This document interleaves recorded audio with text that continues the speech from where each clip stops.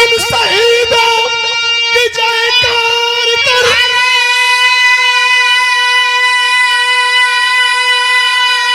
अरे जो कि अपने वतन के दीवाने बने हैं, अरे उन्हें भूल बैठा है इतिहास तो अपना।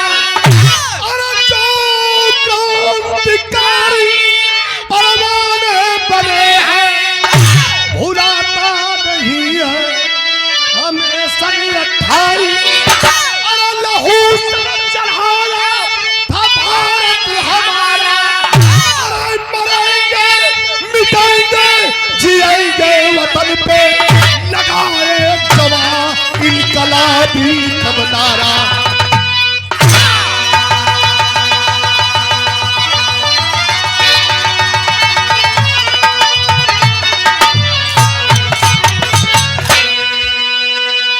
लाइन ऐसे कहलिए राजेश भैया कि जिस तरफ जवानी चलती है उस तरफ जमाना चलता है।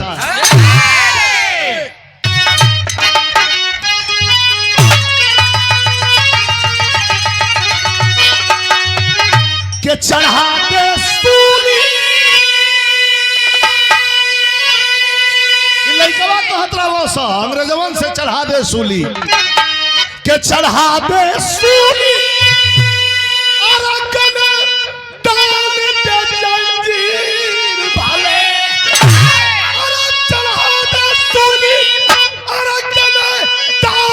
जंजीर भले। अरे वतन की जाने वतन के वीर।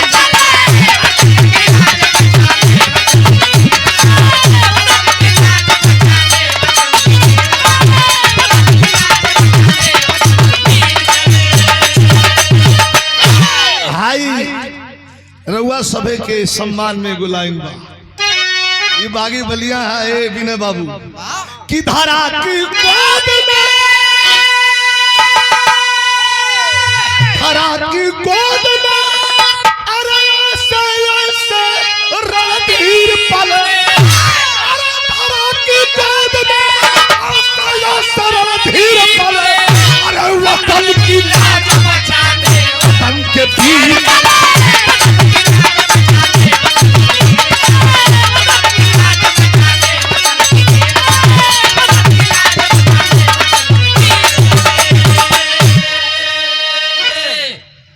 बच्चों में एक जागृति है, आजादी जन्म सिद्ध है अधिकार हमारा। और पूजा था देश भर में इनकलाब का नारा। अविलंब कहानी शुरू हो गई। अंग्रेजों का जमाना है। था नागपुर के पास एक गांव जंगली, रति थी बेटे साथ कहा बुढ़िया मंगली। एक रोज क्रांतिकारी जो 3 भाग कर बुढ़िया की झोपड़ी में छिपे है रात भर। बुढ़िया ने जान पाई कि मेहमान हमारे, बुढ़िया ने जान पाई कि मेहमान हमारे खाए बिना ही सो गए।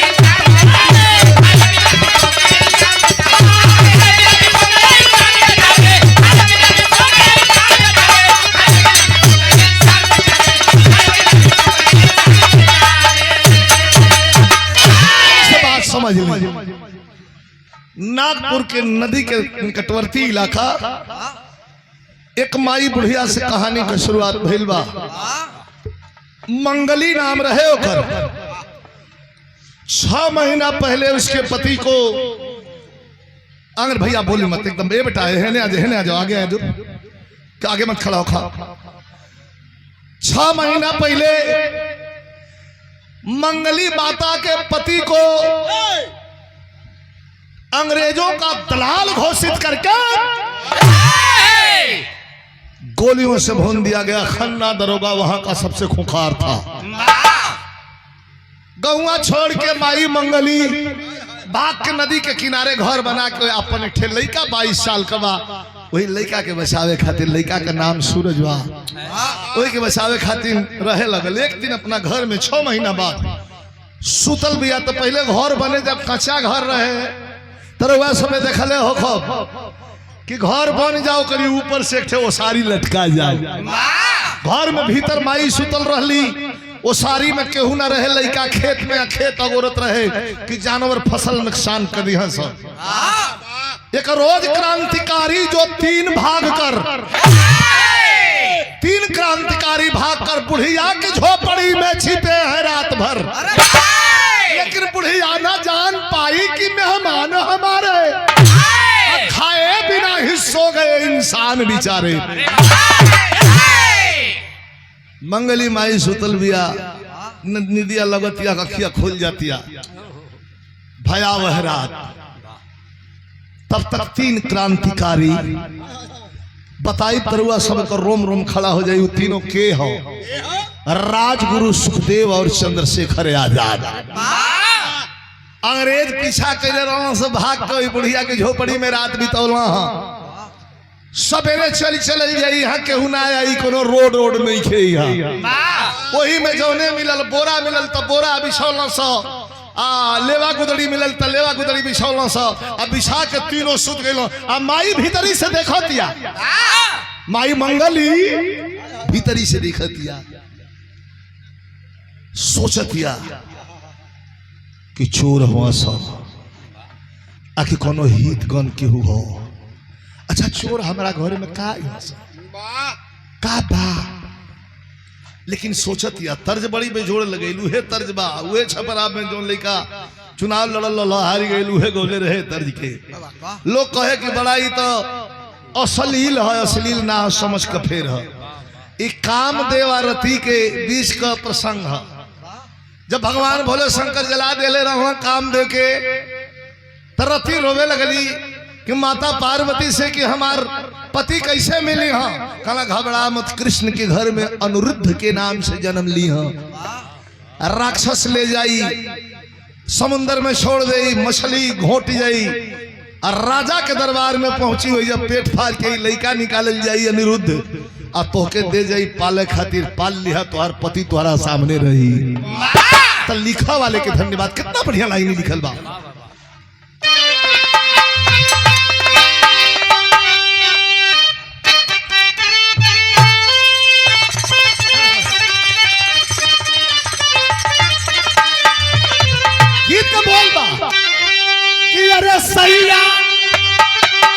अरे सैया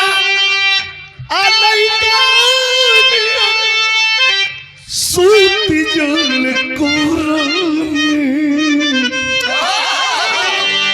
अदिया के अंजोरा तीनों बाहरी सुतल बड़ा सा। अब माई भीतर भी सोचत दिया मंगली माई का कि अरे माई आ तू नरातिया बितावत बाड़ी, सपना सजावत बाड़ी हो।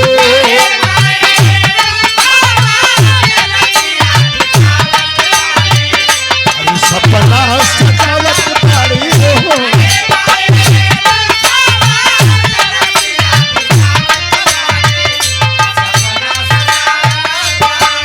सोचतिया मंगली माई क्यों सबीरी करब ममता दुलारो हो। अरे कवनो चमनवा कहो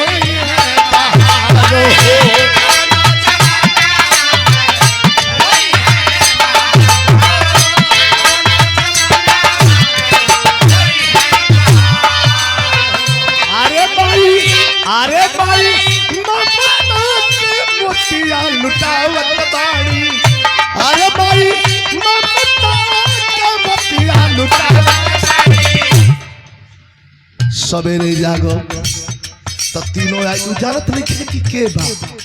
सवेरे जागो भी तो तीनों जना के कुछ खिया के भेजे के लेके न होया सल्ली की आँखिया लग गई। होत सवेरे माई अंगना बहारी, निहारेली अजाई के तलनिया में अपने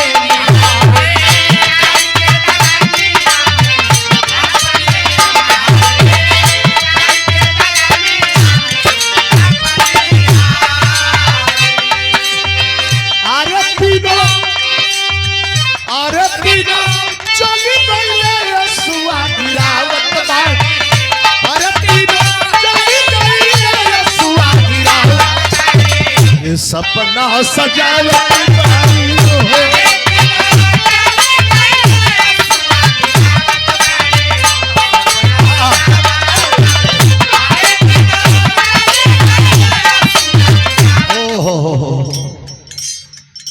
हाय दिखाना चल गई सा तीनों रोवतिया बुढ़िया द्वार झारतिया। तब तक वही खन्ना दरोगा जीप पर बैठे 4 सिपाहियों को लेकर के आकर के बुढ़िया के दरवाजे पर ब्रेक ले लिया। डर के मारे कांप गई जंग मंगली माई कहलस कि साहब हमार लड़का कहीं न जाला साहब काहे रुआई हाई नहीं हो का भइल बा कोनो शिकायत बा। खन्ना दरोगा लाल लाल आंख करके अंग्रेजों का दरोगा कहा कि कहा है तीनों। कौन तीनों? वही तीनों जो रात में तेरे घर में रात बिताए हैं, छिपा के रखी है। पागल बुढ़िया कह साहब हम नहीं खे जानता है, तुमको पता नहीं है जिनको खिला रही हो कौन है। वो तो चल गए बड़ा सो अकेला साहब राजगुरु सुखदेव और चंद्रशेखर आजाद। आही दादा झाड़ू हाथ से छूट गई। ये साहब हमार भैया चंद्रशेखर आजादो आई रहा, राजगुरु सुखदेव आई रहा साहब। बढ़िया रोने लगल कह के बड़ी गलती हो गई साहब। का रोक कहते करा सीना में तनको डर बा ना। खन्ना दरोगा के सामने का कहतिया मास्टर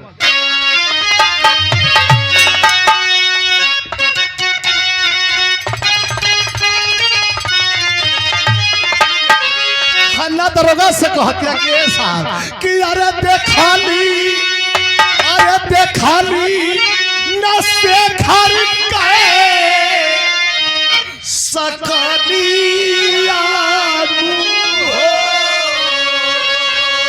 बुढ़िया बोलल लखा।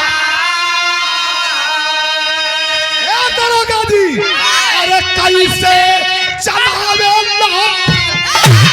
कैसे चलावे लाल गोलिया हो कि हथिया चला बिछाए।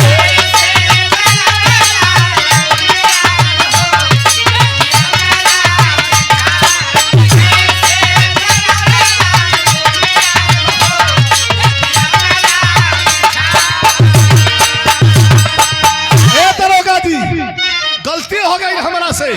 टुकुर टुकुर खन्ना दरोगा ताकता किचकिचाता की कोहत कबिया कलस की जनती की आईले। अगर जान गई रहती कि हमार भैया राजगुरु सुखदेव और चंद्रशेखर हमारा घर में आइल बड़न, हमारा झोपड़ी में आइल बड़न, तो जन तो क्या करती बुढ़िया कह जनती की आईले चंद्रशेखर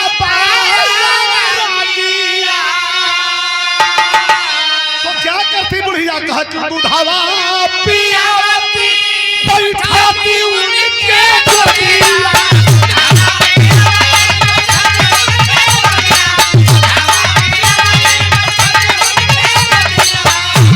हाय पिस्टल मत दिखावा। दूधावा पियावती बैठाती उनके गोदिया ताकि फाल चाल साथी करती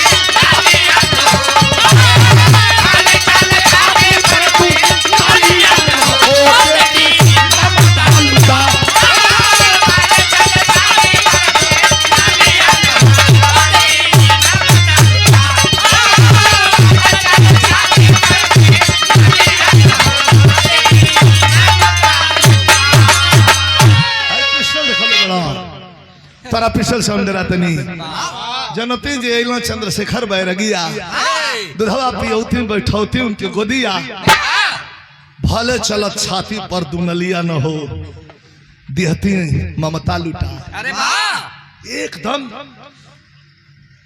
गनगन गनगन अंग्रेजों का दरोगा खन्ना कांपे लगो कि अरे हे बुढ़िया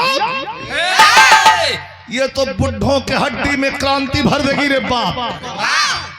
भेज करके सिपाही से कहा कि जल्दी निकाल करके कोड़ा मेरी जीप में से लाओ। हम कोड़ा कह दिए अरुआ से भी सुन ली कोड़ा ना इतनी बड़ी बड़ी कील स्टील का नोकीली निकल हुआ है कोड़ावा में मार के लपेट के खींच दिहल जारून भैया तो सर दे चमड़ा खींच ली। उहे कोड़ा लेके 62-65 साल के वो मंगली माई के ऊपर धाय धाय धाय धाय कोड़ा चलावे लगल। ये धरती रो पड़ी ये आसमान रो पड़ा लेकिन बार गुलामी किसी की हिम्मत नहीं उधर देखने की भी। ये 200 रुपयों का पुरस्कार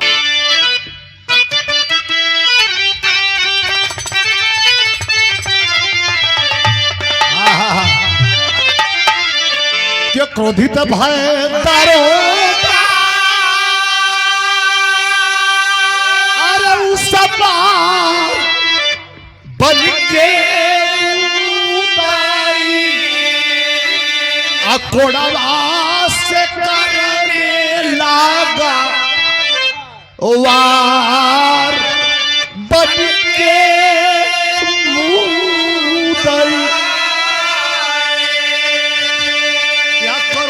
के विरहा में करुण भाव बा कि बुढ़िया माई के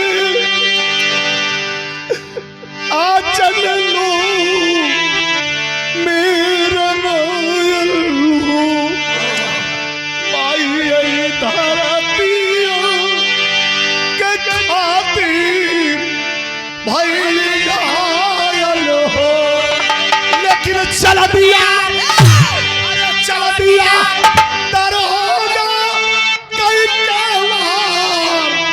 बन के बुदाई अब बुढ़िया बेहोश भई लाचार बन के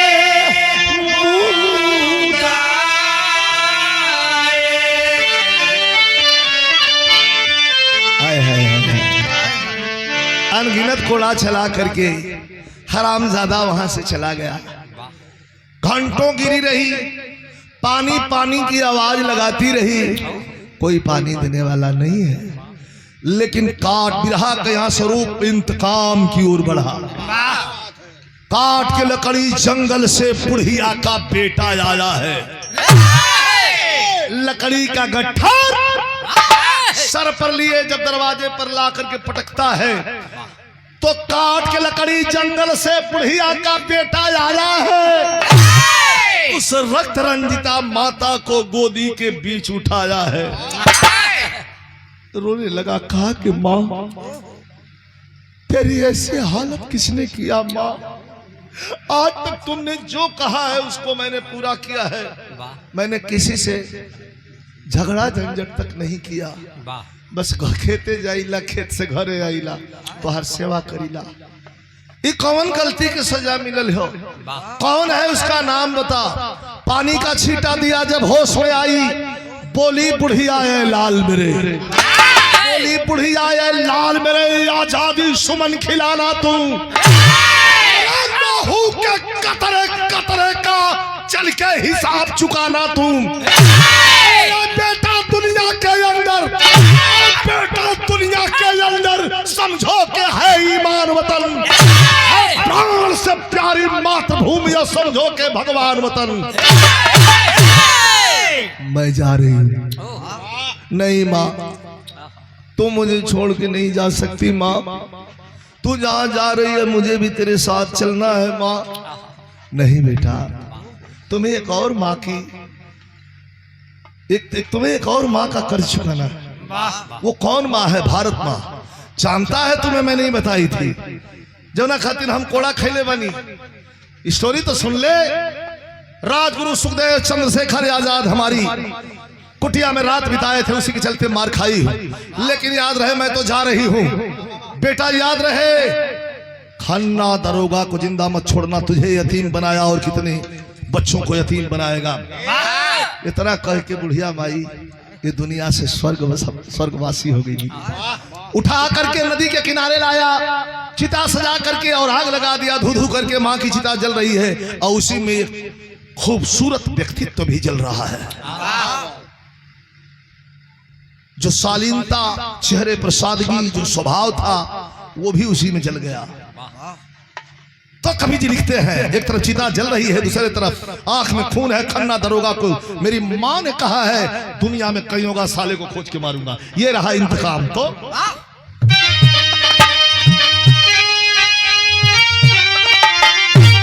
अरे बगावत वाली आंधी जब चली, बगावत वाली आंधी जब चली, अरे बाजा बिगुल क्रांति का झूम कहानी।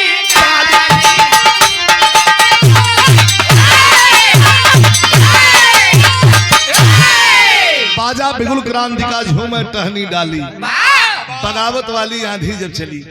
आज वही चिता में आग ठंडी हुई, वहीं से चल दिया और कह के चला क्या? कह के चलल कि हम तूफानवा करबे, अरे हम तूफानवा करबे, हम तूफानवा करबे, चाहे नहीं है आप चाहिए जना, चाहे नहीं है आप चाहिए जना, हम तूफानवा करबे, चाहे नहीं है आप चाहिए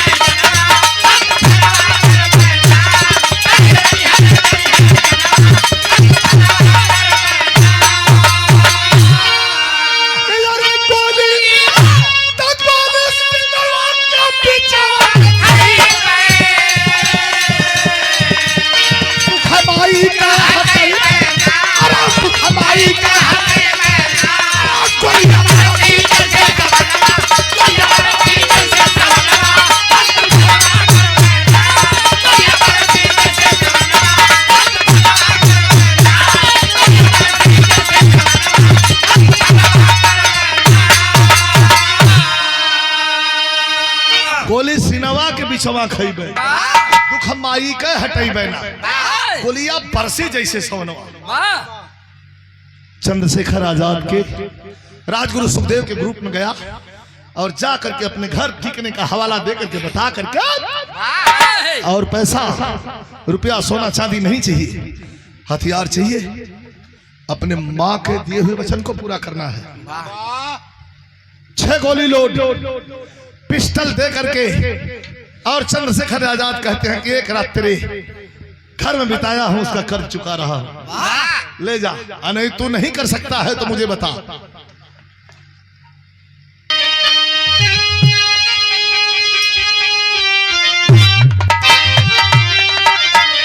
अरे मारा कोई, अरे मारा कोई, खन्ना को दीवाना कर जल मरदाना, और मास्टर भूमि पर होगा गली।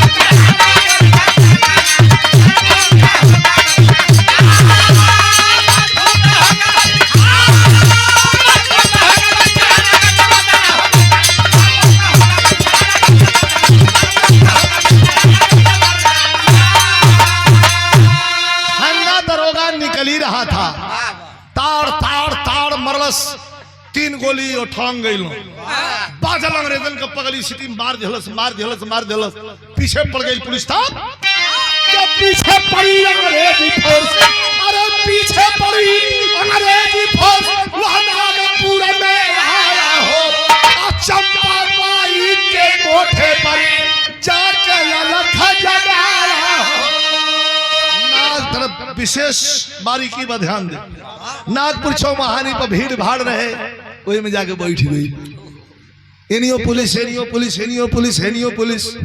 जाई तो जाई कहा, एक 3 तल्ला मकान रहे, ओकर सीढ़ी बाहरा से गई रहे।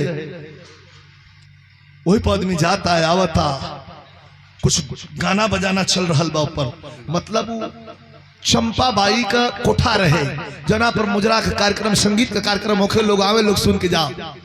आजा कोई चंपा बाई के पीछे बैठ गई, गाना चल रहा बा। चंपा बाई कलश करे, बेटा कहाँ क्या बैठे हो, आओ सामने से गाना सुन लो। अब हाथ जोड़ के गालो कि अरे माई बन के, अरे माई बन के देना हमें ठिकाना, कर चल मर्दाना और देश का कारण छोड़ दे।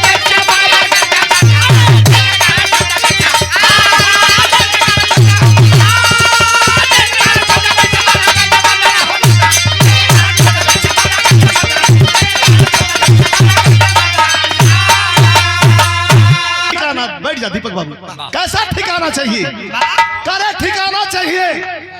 मेरी माँ के सीने में, मेरी माँ के ऊपर कोड़ा चलाया था खन्ना दरोगा, और उसको 3 गोली मारा ही दादा। चंपा बाई के मुंह से पान गिर गल नीचे। आई हो बाप, तू ही मरले बड़े रे, कहा हम ही मरले, हमार माई बनबू। टुकड़ टुकड़ करा चेहरा को, निर्भीकता, चेहरे पर विश्वास, चेहरा बता देला। चेहरा चिन्ह वाला चाहिए, बता देला चेहरा कि आदमी का रुखा रवैया का हो। तनी सा मास्टर बुंदेलखंडी आल्हा, तनी उत्तर प्रदेश में बुंदेलखंड का आल्हा लगा हुआ।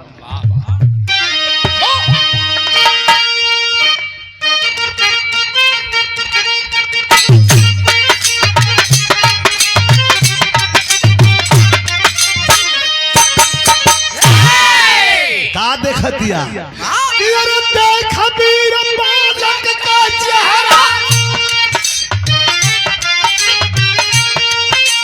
देख वीर बालक का चेहरा, चंपा मन में करे विचार, हम पापी न भाई देखा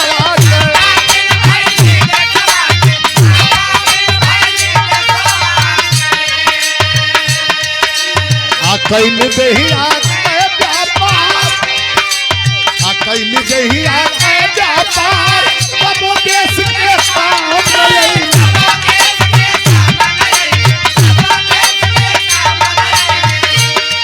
अरे कबो देश के काम रही, ऐसा जीवन के धिक्कार, अपना पवित्र बना कोठे।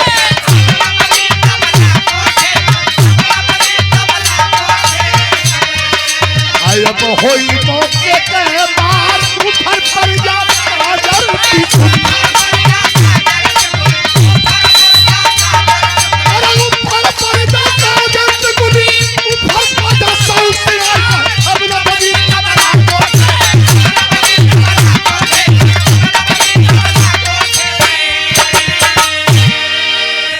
आज से तबला एक कोठा पना बजे। हाई देखी देश में एगो खाली बात, आदमी को कौन बात कब कौने घड़ी में हृदय के छू जाई, मन के छू दे, एकर कोनो ठीक। प्रधान जी भी आ गई और विरहा अंतिम चलत है।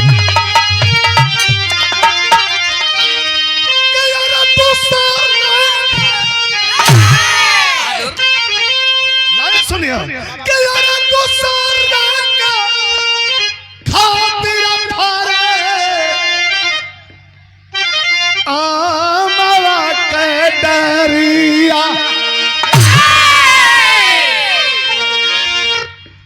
दूसरे के खातिर महल गंगा जी के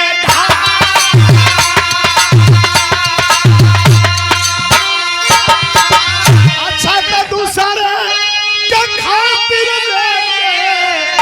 दुनिया में जनमला चंपा बाई देशवा का कहिला सब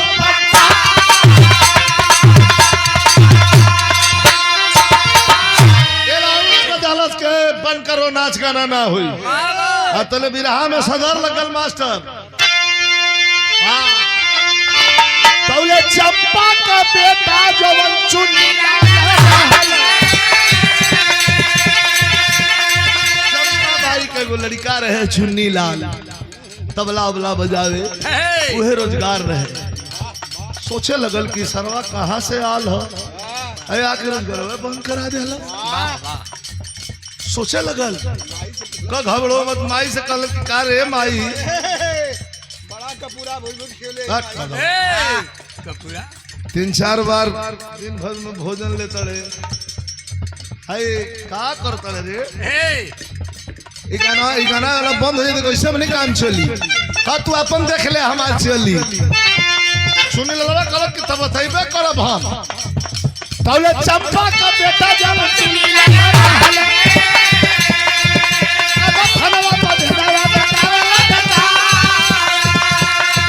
दरोगा जी के यहाँ गई जाके चुनी ललवा कहलस कि दरोगा जी हमार पहले परिचय ले लें कहाँ बको अरे वाह कल हमारा नाम चुन्नी लाल है कहाँ साले चुन्नी लाल हो चाहे मुन्नी लाल हमसे क्या मतलब कहा नहीं मतलब है सरकार हम चंपा बाई के लड़का हैं हम तबला बजाईला अरे वाह कहा आगे बोलो वाह वो लड़कवा जो खन्ना दरोगा के मरले बा दरोगा जी सीरियस बोला कल हाँ तो कल हमरे घरवा में हम आई रोज के खियावत थियो वाह पुलिसिया हाथ लगा दिलस मरलस पहले 15 गो जीन की अब मार के निहुरा के बंद कर दिलस वाह रोवे लगल कहल कि साहब हमारा काहे मारे तनी कल ये ना पुलिसिया हाथ कैलन का दरोगा जी के चुन्नी के दरोगा बंद कैले कोठारी में अब चली भैया बने चंपा बाई के दुआ अब सूरज के भोजन में करावत हनी चंपा भैया सूरज के भोजन में करावत हनी चंपा अरे पूछला दरोगा कहवा बेटा तो वही सूरज के आपन बतावत बसल बना भैया सूरज के आपन बतावत भैया बेटा समझ गए दरोगा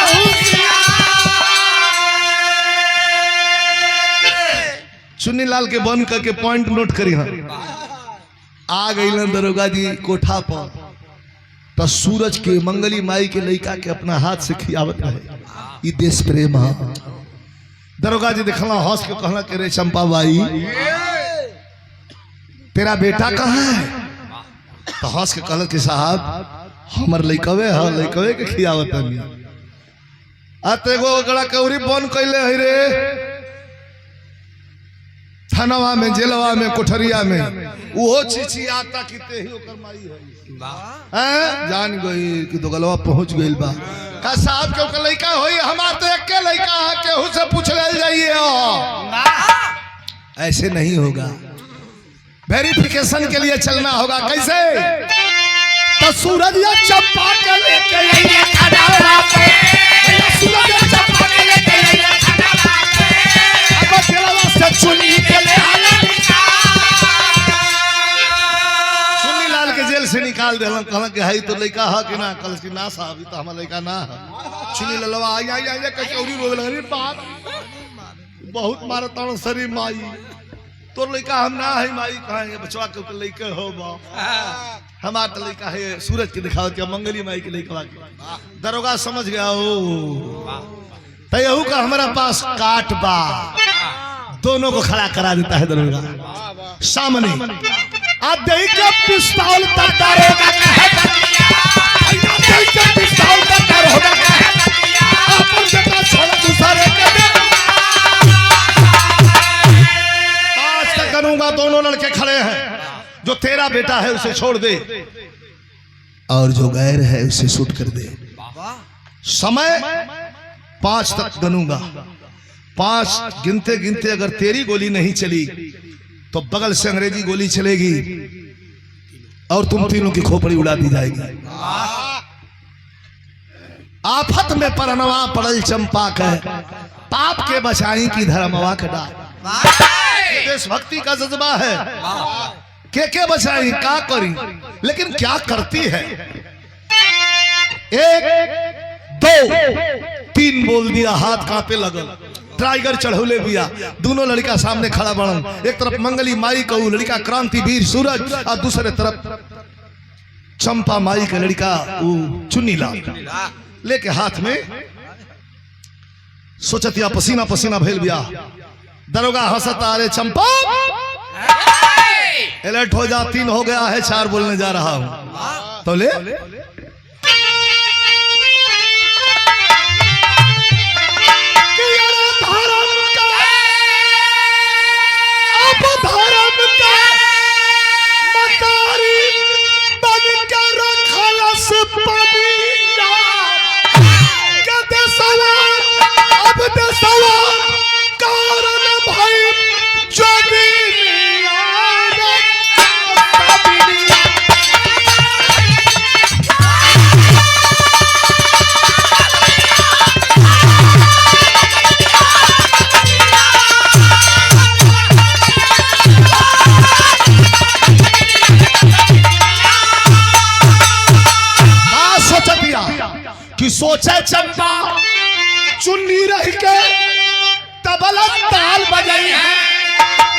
अपने बेटा चुन्नी लाल के छोड़ दे वाह तई तबला बजाई हाँ।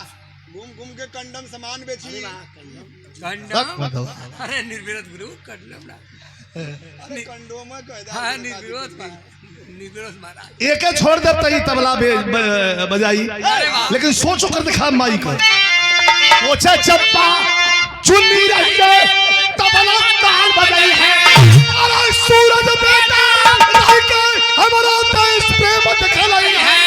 बरला से चुन्नी के जोगिनिया अरे कैसा बिनिया आए हाय हाय वाह सोच गई कि अगर अपने लड़का के छोड़ दे वाह तो गंदी नाली का कीड़ा हुई गंदी नाली में जाके गिरी और फिर पुरस्कार पर कर लड़का चुन्नी लाल गिरे लगल तो करस की आ हिरे माई करे माई मार देली हम सच्चो तो लड़का ना है ममता का सागर छलक गए क्या करती है क्या माई कही गए चुन्नी गिर गए चप्पा तब घबराई। अरे पुत्र की ममता सान सकी गोली सीने में खाई कि माटी हो गई पादानी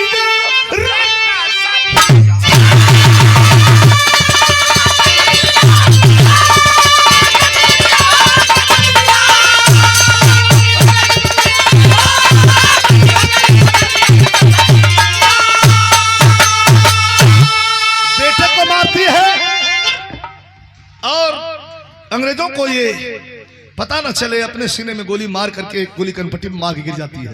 कंफ्यूज दरोगा सूरज को पहचानने से बाकी रह गया, वंचित रह गया, छोड़ दिया। ये आजादी का स्वर्णिम इतिहास है। गुरु बिहारी गुरु गणेश गुरु राम लाल ललकारे बचन कहते कभी चंद्रिका गांव से बगावत वाली आंधी जब चली रामदेव विजय लाल का बगल विजय